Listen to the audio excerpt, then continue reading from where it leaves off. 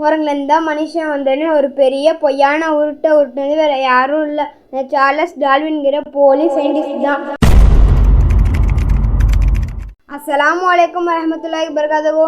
Welcome to MKH மாசா channel. இன்னைக்கு நம்ம என்ன பார்க்க போறோம்னா, குரங்குலேருந்து மனிதர்கள் வந்தானே எல்லாம் நம்பிட்டு இருக்கீங்க. ஆமாம் தானே, மனிதர்கள் ஏதாவது தப்பு செஞ்சாலும் குரங்கனே திட்டுறது இயல்பு தான். அப்படியே குரங்கை பார்த்தா மனிதர்கள் மாதிரியே இருக்க சொல்கிறது தான். அதனால தான் உலகம் முழுவதும் குரங்குலேருந்து தான் மனிதர்கள் வந்தானே எல்லாம் நம்புகிறாங்க. ஆனால் எந்த ஒரு விஞ்ஞானி இதுவரை குரங்குலேருந்து தான் மனிதர்கள் வந்தாங்கன்னே இன்னும் உறுதியாக சொல்லவே இல்லை.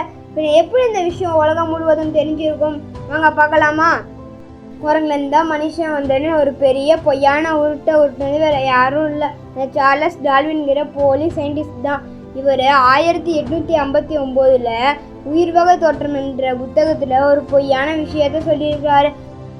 அதுக்கப்புறம் பல விஞ்ஞானிகள்லாம் சேர்ந்து ஆராய்ச்சி செஞ்சு சார்லஸ் சொன்னது பொய்ன்னு நிரூபிச்சிருக்காங்க. இதை மக்கள் தெரிஞ்சுமே ஏற்றுக்க மாட்டேங்கிறாங்க. இந்த பொய்யான விஷயத்த பொய்ன்னு சொல்லவே 13 வருஷமாச்சு. இப்படி இவங்க பொய்யான சொன்ன இந்த விஷயத்தை தான் 1440 வருஷத்துக்கு முன்னாடியே பாலைவனத்தில் எழுதவும் படிக்கவும் தெரியாத நபரான முகமது நபி ஸல்லல்லாஹு அலைஹி வஸல்லம் அவர்கள் சொன்னாங்க. அது நிச்சயமாக அவங்க வார்த்தை இல்லை, அது அல்லாஹ்வுடைய வார்த்தை.